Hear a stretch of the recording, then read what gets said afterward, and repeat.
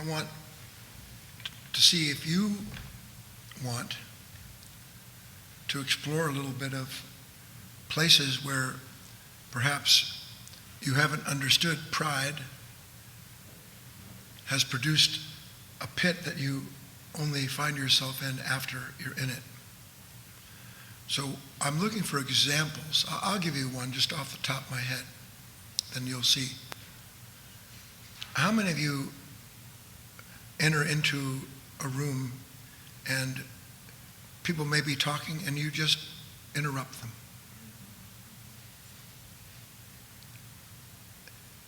Is that the action of a awake human being, or are you in the hands of asleep? Anytime I'm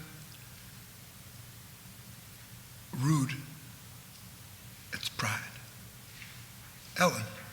Getting my feelings hurt. Ah, my precious feelings. My precious. Yeah. You know, to us it makes complete sense. That insensitive lout, that person who doesn't care at all about,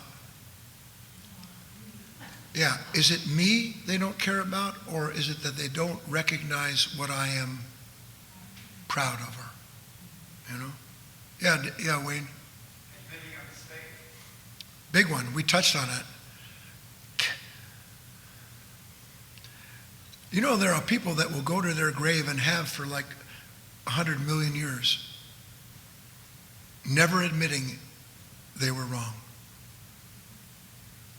You want to know what hell is? That is hell. Even just dying without admitting to myself that I missed the mark. I can't admit that. Pride will allow no confession. Do you understand that? Pride will allow no confession whatsoever. James. Pride always has me standing on the sidelines of life. Perfect. Sidelines of experience. Perfect. That's exactly it. Look, I've got a million reasons why I won't wade in. You know, this isn't for me, or they don't get it, or I don't fit here. All pride. All the avoidance of limitation, which is also what pride prides itself in, right? Avoidance of limitation, an act of pride. Chrissy. My insistence that my way is the only way. My way or the highway is an act of. I wonder why I can't get you to speak in unison. Is it that you know if you actually admit it, you're going to catch yourself being that? God, why don't you want to catch yourself? Other examples. Deb. Changing the story so that you're going to have the one-up on somebody. Ah, yes. Let me tell you the way it actually happened. In case you don't know it, repeat after me. Right? Yes, pride. Who else? Yes. Then I can fix it. Yeah, that's the big one. Of course I can't learn, because the minute that I see I'm in a pit, something in me is telling me what I need to do to be free. Pride doesn't know about freedom. Pride is the antithesis of freedom. Pride, you want to write something down and ponder it? Pride is at war with God. I just thought of it. I hadn't thought of it. If any of you know the story, why was, in quotes, Satan cast out of heaven? Pride. Try to make the connection here. I know we don't want to. I can't be connected to something that was so consumed with itself that it actually set itself outside of God's kingdom. That's impossible, because I think I'm integral to God's kingdom. Pride is not integral to God's kingdom. Pride is at war. It is conflict with God's kingdom. Unity. There's no unity in pride, save for what pride talks to itself about to pull it back together again. Who else? Yes, Sally. When I complain about anything When that's going to be changing. I complain about anything that's going to change. Yeah, you know why? The better explanation, I resist any change because I am so self-centered and identified with what makes me what I am, any change is a threat to David. Pride will endlessly wallow in being a victim. Self-pity. Yes. Perfect example of unseen pride. Carlene. Taking credit. God, give me the credit.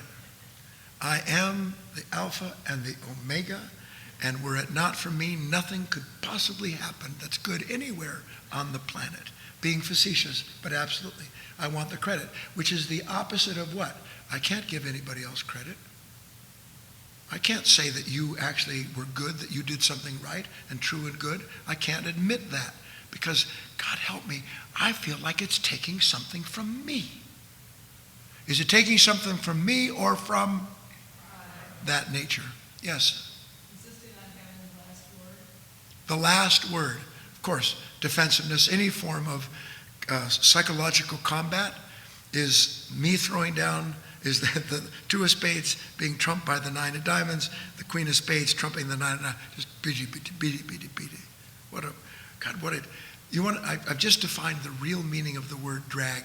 The author of Ecclesiastes didn't have the word. It's a drag, but I'm describing it to you now.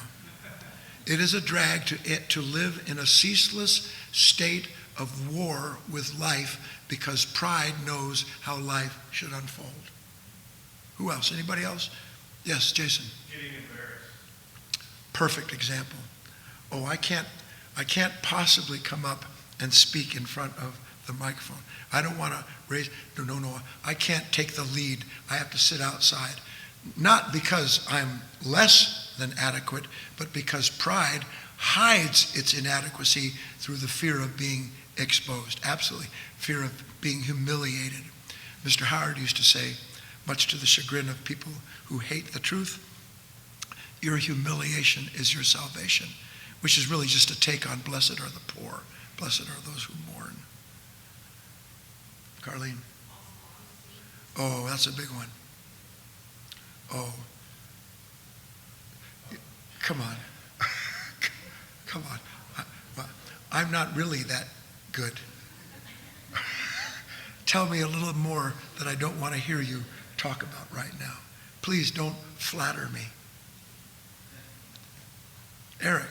Not being able to listen to somebody because you are thinking what you're going to say. Perfect. Absolutely perfect. Impossible to learn. God himself, using words, is talking to us in the only way that God can talk to us. God talks to us through the experience that he gives us of his nature in us. That's how God talks to us. This moment, unseen, is actually God talking to us. But I can't hear.